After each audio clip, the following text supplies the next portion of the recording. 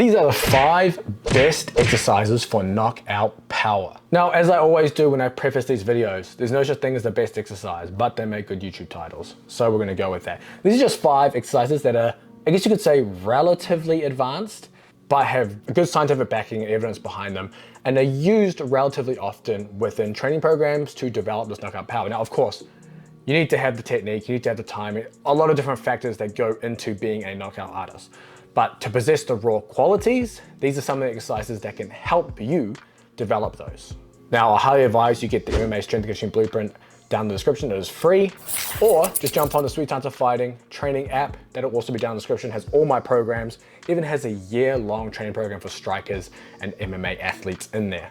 But let's get into this. Let's go to the first exercise, heavy bag intervals. Not really a traditional quote-unquote strength training exercise, but is a very epic way of doing some of your conditioning. And when I say heavy bag intervals, I mean heavy bag sprint intervals. So typically you're doing around 5 to 10 second bouts of work with 5 to 10 seconds of rest, and you're doing multiple rounds of this. Why is this so effective? Well, you're actually doing the technical skill, you're actually punching. So there is more or better transfer from doing something like this than any other exercise. You're developing the ability to express power quickly, you're developing the ability to recover quickly between efforts. This is part of the sprint interval training protocols where you're targeting more peripheral adaptations, you're getting better mitochondrial function and more mitochondria within the muscles. That way you're able to use and resaturate oxygen better than ideally previously than you were doing these. You also have the idea in terms of technically enhancing effective mass. So if you've watched any of the Sweet Science of Fighting podcasts with Seth Linetsky, who is one of the original one of the original and most prominent punch researchers looking at effective mass, essentially that stiffening at impact, this can also help develop that quality. So heavy bag intervals, number 1 by far. But these are in no particular order, but that one is number 1. So let's go to number 2, a loaded jump squat. What I really like about the loaded jump squat, because it's in every single one of my exercise videos, is the fact that you can play around with load so easily. You can go light loads if you're trying to target more like a quote unquote velocity based jumping. You can go heavy loads if you want to target more of the force side of the equation.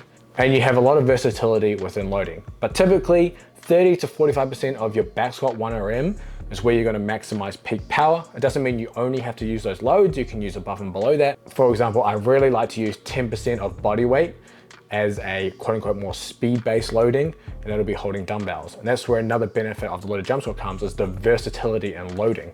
You can hold dumbbells, you can hold a trap bar, you can hold a bar on your back. These are all, you can even hold a kettlebell in your hands between your legs. Easy to load, and you get a lot out of it.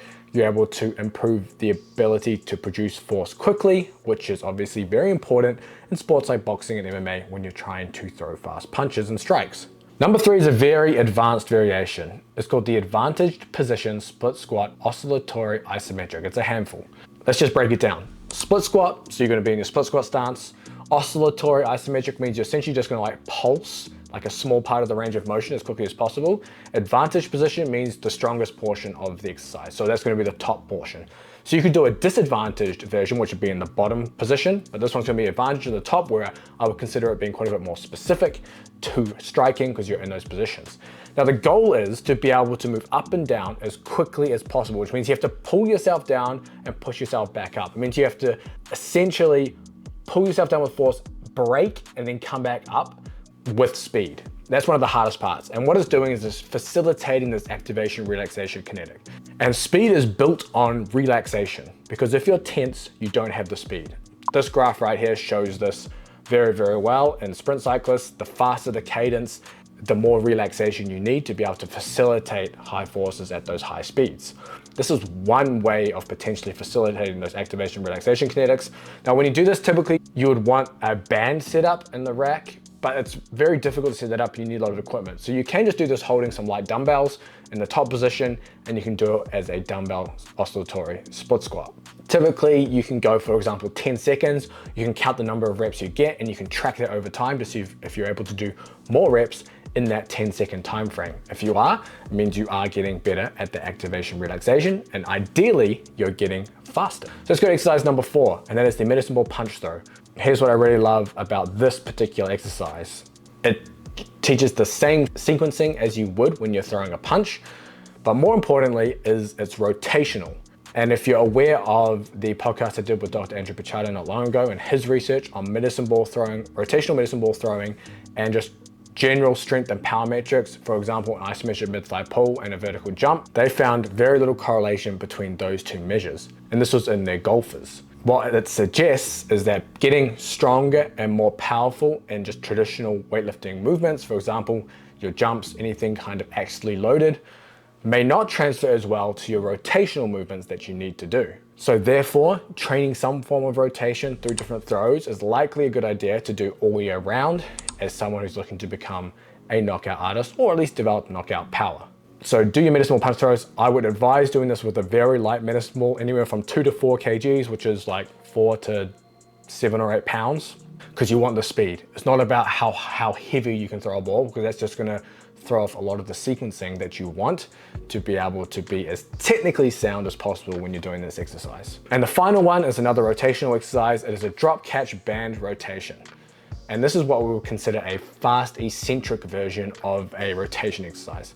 And having being fast rotational means being fast eccentric rotational means we're getting some of these eccentric specific adaptations. We're getting longer muscle fascicles, which means faster contractile velocities, which means more speed. We want that fast eccentric braking action when we're throwing rotational movements so that we can quickly stop the torso and throw the other way. It's gonna help us be able to throw faster combinations. So when you set this up, you're gonna hold the band in the middle. You won't be able to do this with cables because you won't be able to just kind of drop back, and you're gonna essentially quote unquote relax and let the band pull you back into rotation, and you're gonna quickly fire back the other way. Typically anywhere from like 6 to 10 reps works quite well with this, depending on the band tension that you're using. If knockout power is something you really want to dive deep into, I highly recommend you watch this video next. It actually goes through the Olympic gold medalist throwing periodization from Mike Schofield's PhD. It's an epic way to showcase how training can be periodized when everything is related to be able to produce force as quickly as possible. So watch that one next.